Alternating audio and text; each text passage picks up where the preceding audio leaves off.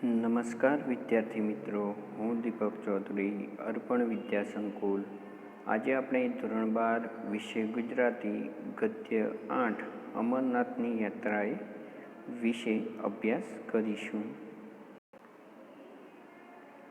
ગદ્ય અમરનાથની યાત્રાએ ભાગ 2.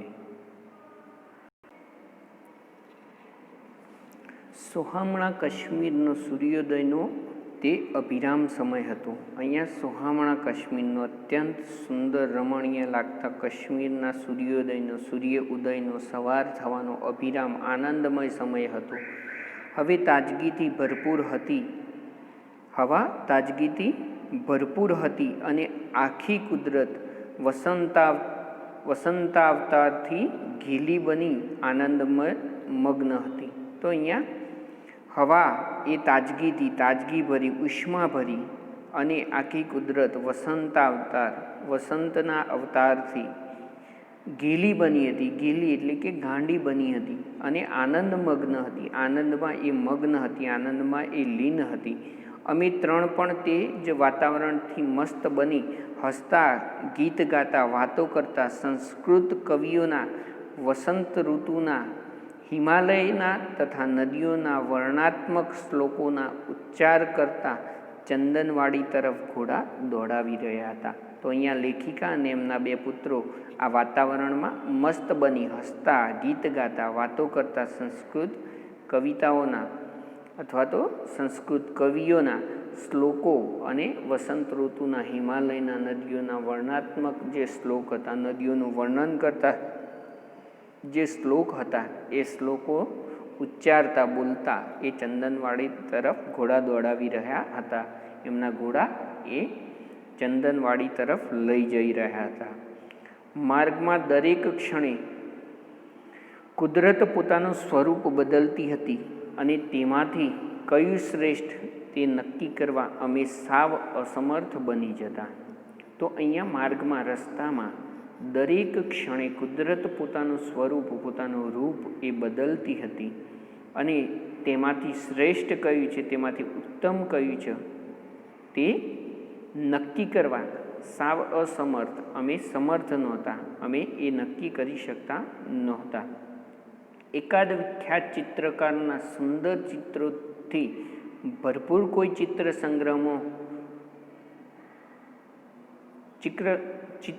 સંગ્રહ સ્થાનમાં જઈએ અને ત્યાં જઈ આ ચિત્ર જોયું, અરે આ તો તેનાથી પણ વધારે સરસ છે, એમ આપણે એકબીજાને કહીએ તેવું જ અહીં બનતું હતું. તો અહીંયા એકાદ વિખ્યાત એટલે કે સુવિખ્યાત અથવા તો પ્રખ્યાત ચિત્રકારના સુંદર ચિત્રોથી ભરપૂર કોઈ ચિત્ર સંગ્રહ સ્થાનમાં, કોઈ ચિત્રના સંગ્રહનું જે સ્થાન છે તેમાં જઈએ અને ત્યાં જઈ આ ચિત્ર જોયું. ત્યાં જઈ એટલે ક્યાં? અહીંયા ચંદનવાડી પહોંચી અને આ ચિત્ર એમણે જોયું તો અરે ઉદ્ગાર નીકળ્યો એમના મોઢામાંથી, અરે સુંદર, અતિ. એ પ્રમાણે અહીંયા આ તો તેનાથી પણ વધારે સરસ છે, આ તો તેના કરતાં પણ વધારે, અત્યાર સુધી જે પણ એમણે સૌંદર્યને નિહાળ્યું એ સૌંદર્ય કરતાં અતિ સુંદર, એ આ સરસ છે, એમ જાણે એકબીજાને કહીએ તેવું જ અહીં બનતું હતું. એકબીજાને એવું જ કહીએ કે આ તેનાથી પણ વધારે સરસ છે, એવું અહીંયા બનતું હતું. રસ્તે ચાલતા ઝાડ, ફૂલ અને વન પંખીઓના નામ જાણવાની તક મળતી જ ન હતી. તો અહીંયા રસ્તે ચાલતા જે ઝાડ, ફૂલ અને વન પંખીઓ, વનમાં રહેનાર પક્ષીઓ જે આવતા હતા તેમના નામ જાણવાની તક અહીંયા એમને મળતી નહોતી. પણ ખરું પૂછો તો તે નામ ન જાણવાથી અમારી તૃપ્તિમાં ઉણપ પણ આવતી ન હતી. તો અમારી તૃપ્તિમાં, અમારી અભિલાષામાં, અમારા સંતોષમાં ઉણપ, થોડીક પણ ખોટ આવતી નહોતી.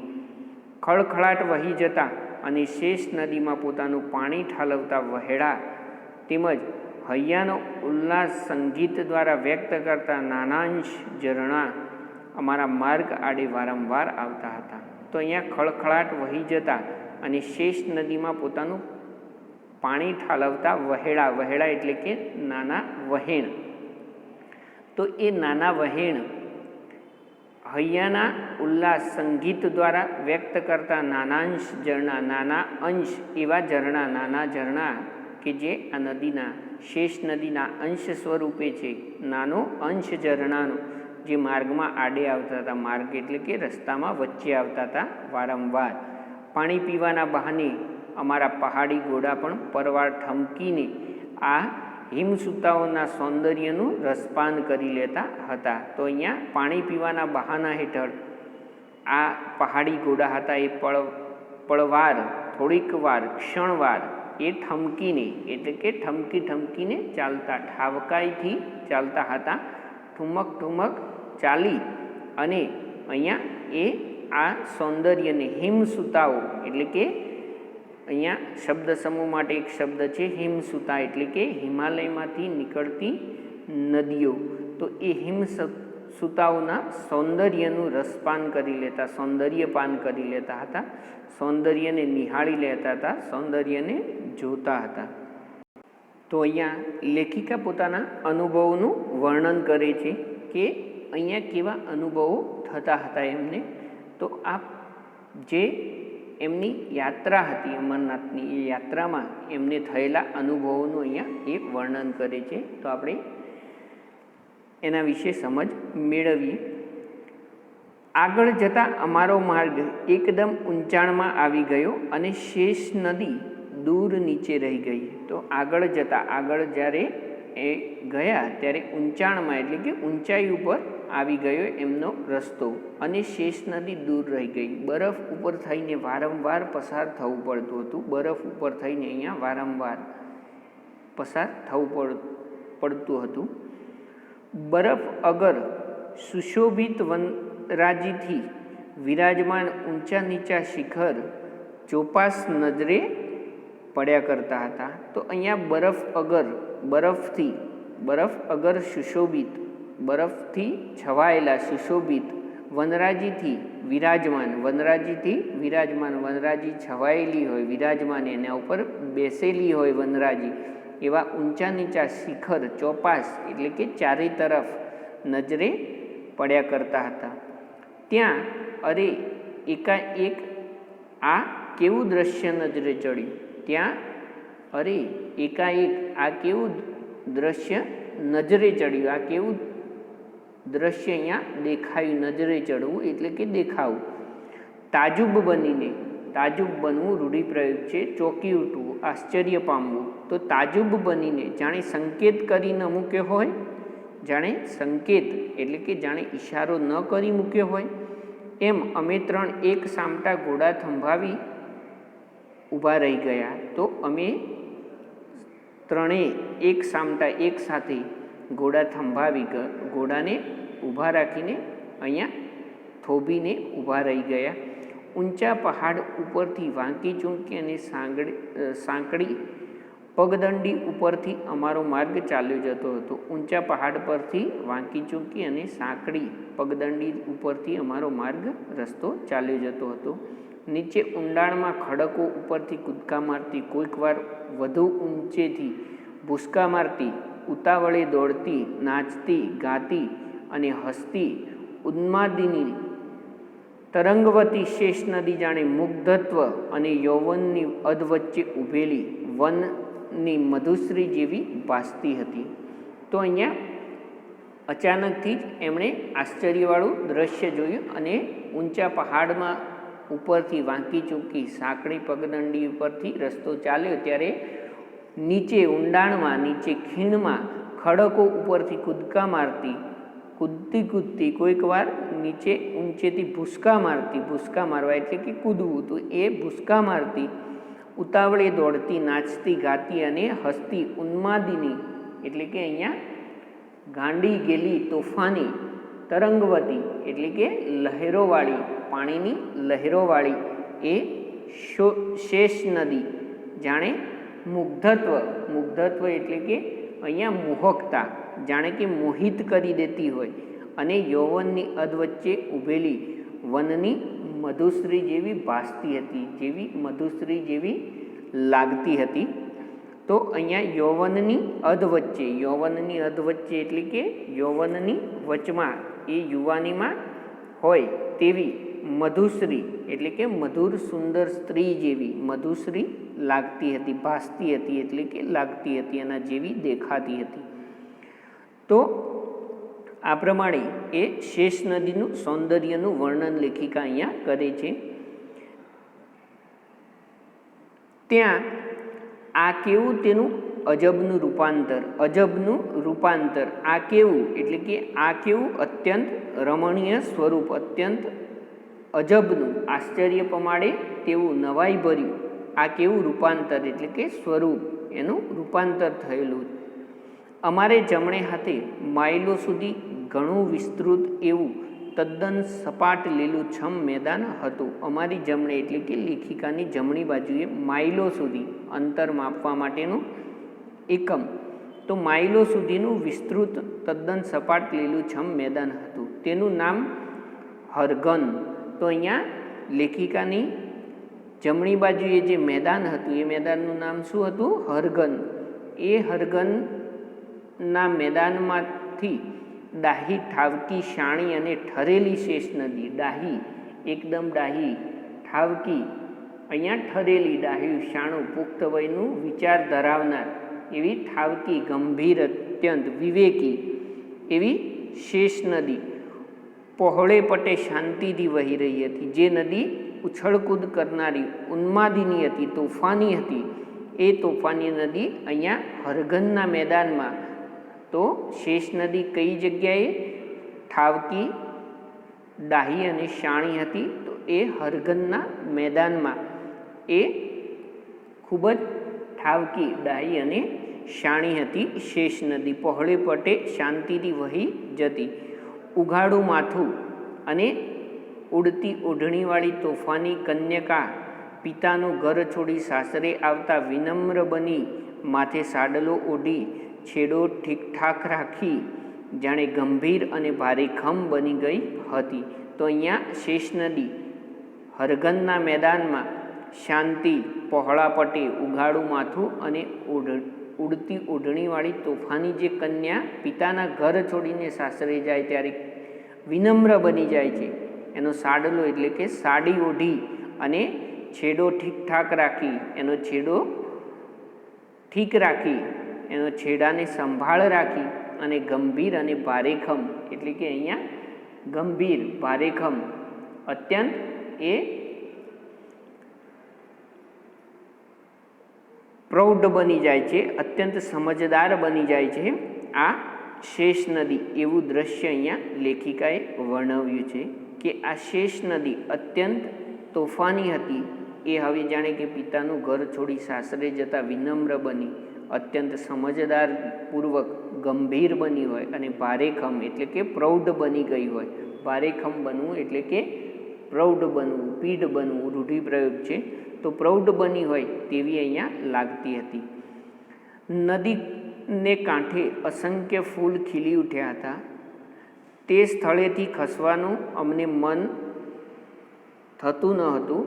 કેમેરાથી તસવીર ખેંચી એ અજોડ સૌંદર્યને કચકડાની ફિલ્મ ઉપર જકડી લેવાનો મિથ્યા પ્રયાસ કરવામાં મારા સુકુમાર તથા જગદીપ ગુંથાયા.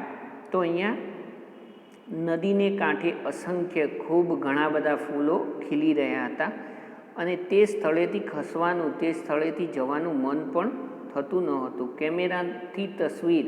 કેમેરાથી એની તસવીરો લઈ રહ્યા હતા અને છબીઓ કચકડાની ફિલ્મ એટલે કે પ્લાસ્ટિકની રીલ ઉપર ઉતારવામાં આવતી ફિલ્મ, પ્લાસ્ટિકની રીલ ઉપર એ એના તસવીરો, એની છબીઓ એ અહીંયા ઉતારવામાં આવતી હોય એ પ્રમાણેનો મિથ્યા પ્રયાસ, મિથ્યા એટલે કે વ્યર્થ, પ્રયાસ એટલે કે પ્રયત્ન અહીંયા સુકુમારો અથવા તો સુકુમાર એટલે કે એમના પુત્રો તથા જગદીપ ગુંથાયા, તથા જગદીપ એમાં પરોવાયા, એમાં ગુંથાયા. હરગનના તે મેદાન ઉપર તંબુઓ તાણીને વસવાટ કરવાની શક્યતા વિશે અમે ખૂબ હવાઈ કિલ્લા બાંધ્યા. તો અહીંયા અમે વસવાટ કરવા વિશેના હવાઈ કિલ્લા એટલે કે હવાઈ વાતો, હવામાં એ વાતો કરવી અથવા તો ખોટી વાતો એવું કહી શકાય કે અમે મનમાં એ હવા મહેલો બાંધવાના પ્રયત્નો કર્યા અથવા તો હવાઈ વાતો અમે કરી. અહીંયા અમારા 5માંથી 2 જણને આ અલૌકિક શોભાભર્યું દ્રશ્ય જોવાનું રહી ગયું, તેથી અમે 3 ઘણો જીવ બાળ્યો. તો અહીંયા અમારા 5માંથી 2 જણને આ અલૌકિક જે ખૂબ જ સુંદર શોભાભર્યું જે દ્રશ્ય હતું એ જોવાનું રહી ગયું હતું. 5માંથી 2 કોણ? તો આ લેખિકાના પતિ અને એમની દીકરી રંજના, એ બંનેને આ સૌંદર્ય, આ અલૌકિક દ્રશ્ય જોવાનું રહી ગયું હતું.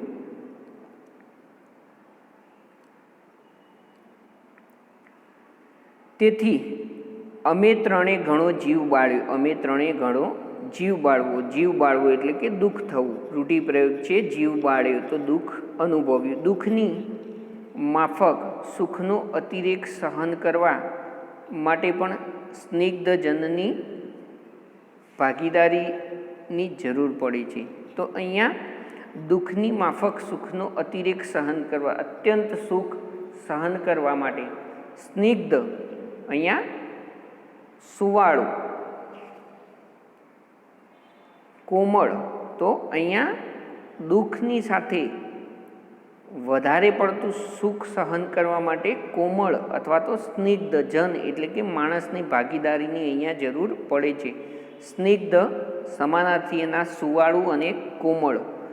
તો એવા કોમળ વ્યક્તિની અહીંયા જરૂરિયાત હોય છે.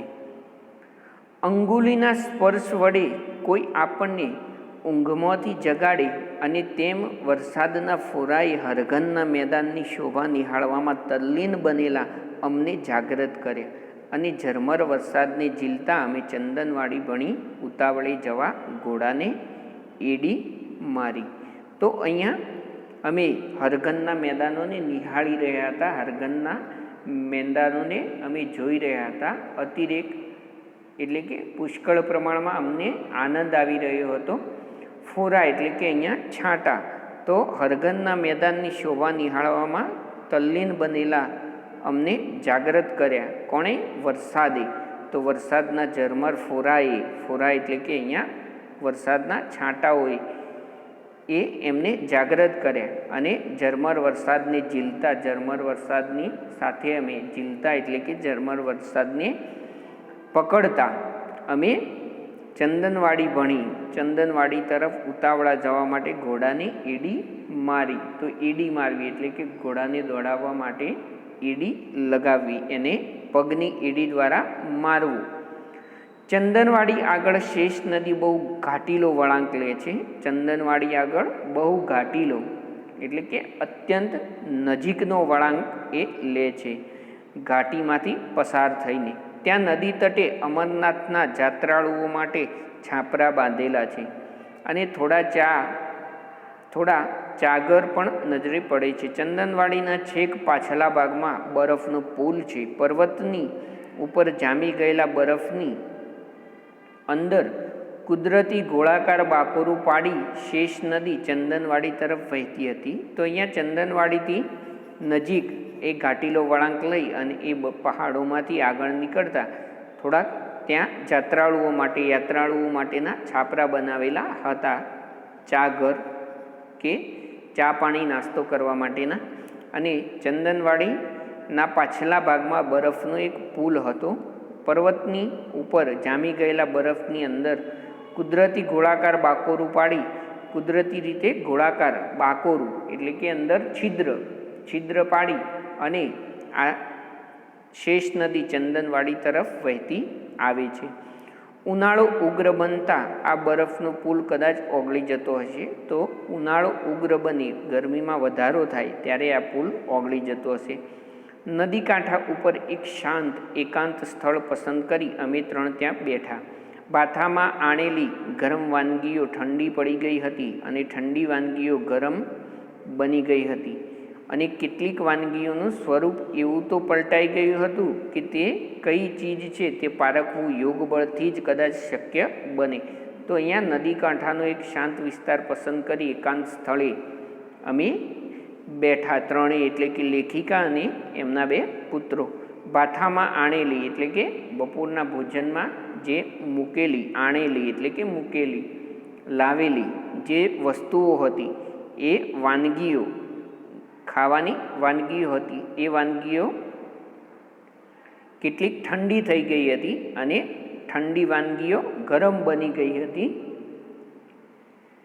વાનગીઓનું સ્વરૂપ પણ એવું પલટાઈ ગયું હતું, બદલાઈ ગયું હતું કે એને પારખવું યોગબળથી જ કદાચ શક્ય બને. યોગબળ એટલે કે યોગ દ્વારા પ્રાપ્ત કરેલી શક્તિ. તો શબ્દ સમૂહ માટે એક શબ્દ યોગબળ એટલે કે યોગ દ્વારા પ્રાપ્ત કરેલી શક્તિ. તો એ યોગ દ્વારા પ્રાપ્ત કરેલી શક્તિથી આપણે શક્ય બને કે આ વસ્તુઓને ઓળખી શકીએ. દરરોજ ભાવ્યું ન ભાવ્યુંની ચિકાસ કરનાર બંને છોકરાઓ તે દિવસે તાજી હવામાં ઘોડાદોડની લાંબી મજલ થવાથી તે વિચિત્ર અને નામ ન આપી શકાય તેવું ભોજન આનંદથી આરોગી ગયા. તો અહીંયા એમના જે દીકરાઓ હતા એ છોકરાઓ ભાવ્યું ન ભાવ્યું, જે પસંદ આવ્યું કે ન આવ્યું, ચિકાસ કરનાર એટલે કે અહીંયા ચિકાસ કરવી, ચીકણા વેડા કરવા, ચાપચીપ કરવી અથવા તો ભાવ્યું ન ભાવ્યું કરનારા એ છોકરાઓ તે દિવસે તાજી હવામાં ઘોડાદોડની લાંબી મજલ એટલે અહીંયા ઘોડાની દોડની લાંબી મજલ એટલે કે લાંબી મુસાફરી કરવાથી વિચિત્ર અને નામ ન આપી શકાય તેવું ભોજન આનંદથી આરોગી ગયા એટલે કે અહીંયા એમણે ખાધું અથવા તો આરોગ્ય ભોજન લીધું. વળી પાછો વરસાદ થયો. કોણ જાણે ક્યાંથી કાળા ભમ્મર જેવા વાદળ દળબડ દોડતા આવી આકાશમાં ગુંબજમાં પથરાઈ ગયા. જાણે કે કાળા ડિબાંગ વાદળો, કાળા ભમ્મર વાદળો અહીંયા દોડતા આવી અને આકાશના ગુંબજમાં, ગુંબજ એટલે કે અહીંયા ગુમ્મટ, તો આકાશમાં એક પ્રકારે ગુંબજ બનાવ્યો હોય એ પ્રમાણે વાદળો આવ્યા અને વરસાદ તૂટી પડ્યો. ઝપાટાબંધ પાછા ન જઈએ તો સાંકડા વહેડાઓ પહોળા અને વેગથી વહેતા બની જાય તો તે ઓળંગવા અઘરા પડી જાય. તો વરસાદ ઝડપથી આવ્યો, વધારે પ્રમાણમાં હતો એટલે ઝપાટાબંધ પાછા ન જઈએ તો સાંકડા વહેડા પહોળા બની જાય. તો જ્યાં સાંકડી જગ્યા હતી તે પહોળા બની જાય, વહેડા એટલે કે વહેણ પહોળા બની જતા, અને જે જગ્યાઓ હતી એ સાંકડી બની જતી ચાલવાની. તો એ ઓળંગવા અઘરા બની જાય, એને પસાર કરવા અઘરા બની જાય, ખૂબ મુશ્કેલ બની જાય. વળી પહાડના ઉભડક ઢોળાવમાંથી કોરી કાઢેલી પગથિયો સાંકડી અને લપસણી બની જાય તો ઘોડાના પગ સરી જવાનો પણ સંભવ તો ખરો જ. તો અહીંયા પહાડના ઉભડક ઢોળાવમાં એટલે કે ઉબડખાબડ, જે ઉભડક અધ્ધરતાલ એવું કહી શકાય, એ ઢોળાવમાં, ઢાળમાં કોરી કાઢેલી, કોરી એટલે કે તૈયાર કરેલી, અહીંયા કોરી કાઢેલી એટલે કે એને તૈયાર કરેલી પગથિયું, સાંકડી એટલે કે પગથિયા સ્વરૂપે સાંકડી જે રસ્તો, માર્ગ હતો એ લપસણી બની જાય એટલે કે સીધો બની જાય. પગથિયા જેવું બનાવેલું એ પગથિયું એ લપસણી એટલે કે સીધો ઢોળાવ બની જાય તો ઘોડાના પગ સરી જવાનો એટલે કે ઘોડાના પગ એ લપસી જવાનો સંભવ, શક્યતાઓ રહેલી જે છે. એટલે પહેલગામ પાછા પહોંચી જવાની મને અધીરાઈ થઈ. એટલે પહેલગામ પાછા જવાની અધીરાઈ એટલે કે ઉતાવળ, ઉત્સુકતા અહીંયા થઈ. ઘર ભણી જવાનું હોવાથી બુલબુલ, રાજા અને નિષાદ પણ ઝડપભેર દોડવા રાજી હતા. વરસાદમાં પલળવાની અમને તો મજા આવતી હતી, માત્ર આ કેમેરામાં પાણી ન પેસે તેની અમને ચિંતા હતી. તો ઘર ભણી એટલે કે ઘર તરફ જવાનું હતું એટલા માટે આ જે ઘોડા હતા બુલબુલ, રાજા અને નિષાદ, જે ઘોડાના નામ હતા, એ ઘોડાના ઘર ભણી જવાની ઝડપભેર દોડવા રાજી હતા. એ ઝડપથી દોડતા હતા અને પલળવાની, વરસાદમાં પલળવાની લેખિકાને અને તેમના પુત્રોને મજા આવતી હતી. માત્ર ચિંતા કેમેરામાં પાણી ન ઘૂસી જાય એની હતી. જેને અમે ઝરણાને સ્વરૂપે જોયા હતા તે થોડાક કલાકમાં ધસમસ વહેતી નદીઓના રૂપમાં પલટાઈ ગયા હતા. હરઘનનું પથરાયેલું વિશાળ મેદાન પણ રૂપ પલટો કરી બેઠું હતું. આ વખતે અમે શેષ નદીના પ્રવાહની સાથે સાથે જતા હતા. વરસાદ જેવો સમાન ધર્મ ભેરું મળી જવાથી શેષ નદી જાણે વધુ ઉલ્લાસવંતી બની ગઈ હોય. તો અહીંયા જે મેદાન હતું હરઘનનું એ પણ બદલાઈ ગયું હતું. ધસમસતા ઝરણાઓ થોડીક વારમાં એમનું રૂપ પલટાઈ ગયું હતું, રૂપ બદલાઈ ગયું હતું. થોડાક કલાકો પહેલાં જે ઝરણા હતા એ હવે ધસમસતી નદીઓ બની ગઈ હતી અને શેષ નદીના પ્રવાહની સાથે શેષ નદીનો પ્રવાહ જે તરફ હતો એ તરફ જ એ જતા હતા. વરસાદ જેવા સમાન ધર્મભેરું, સમાન ધર્મ એટલે કે સરખા ધર્મવાળા, ભેરું એટલે કે અહીંયા મિત્ર, તો સમાન ગુણવાળા મિત્રો મળી ગયો હોય જાણે કે શેષ નદીને, એમ ઉલ્લાસવંતી એટલે કે ખૂબ જ હર્ષથી પ્રફુલ્લિત થયેલી અહીંયા શેષ નદી લાગતી હતી. મારતે ઘોડે અને ધોધમાર વરસતે વરસાદે અમે પહેલગામ પહોંચ્યા ત્યારે અમારા શરીર ઉપર એક તસુ જગા પણ કોરી રહી ન હતી. એક તસુ એટલે કે અહીંયા ઇંચ જેટલું માપ, એક તસુ એટલે કે ઇંચ જેટલું માપ. તો અમારા શરીર ઉપર એક ઇંચ જેટલી પણ જગા એટલે કે જગ્યા કોરી રહી ન હતી. નવી જગ્યાઓ જોવામાં, કુદરતના ન્યારા રૂપ ભાળવાના ઉમંગમાં થાક નહોતો લાગ્યો, પણ પહેલગામ આવ્યા પછી કપડાં બદલી ગરમા ગરમ કોફી પીને ઓઢી પોઢીને પલંગમાં સૂઈ જવાનું બહુ જ સુખદ લાગ્યું. તો અહીંયા ધોધમાર વરસાદમાં પલળ્યા પછી પહેલગામ પહોંચી અને આજે કુદરતી સૌંદર્ય જોયું એટલા માટે થાક તો નહોતો લાગ્યો લેખિકા અને એમના પુત્રોને, પરંતુ વરસાદમાં પલળ્યા હોવાથી કપડાં બદલી અને ગરમા ગરમ કોફી પી અને ઓઢી પોઢીને અહીંયા એમને સૂઈ જવાનું વધુ સુખદ સારું લાગ્યું. જીવનનો આ એ જ પ્રકારનો અંત છે ને, જીવનનો પણ એ જ પ્રકારનો અંત છે ને. તો અહીંયા પ્રશ્નાર્થ કરતાં કહ્યું લેખિકાએ કે જીવનનો પણ આ એ જ પ્રકારનો અંત છે કે સરસ મજાનું જીવનભર સુખ માણ્યા પછી અંતિમ સમયમાં અહીંયા ઓઢીને પોઢીને સૂઈ જવાનું ખૂબ જ સુખદ લાગે છે. તો સરસ મજાના આ પ્રવાસ નિબંધની અહીંયા વિનોદિની રમણભાઈ નીલકંઠ દ્વારા રચના કરવામાં આવી છે અને આપણને એની સરસ મજાની અમરનાથની યાત્રા વિશેનું અહીંયા એમના અનુભવોનું વર્ણન જોવા મળે છે.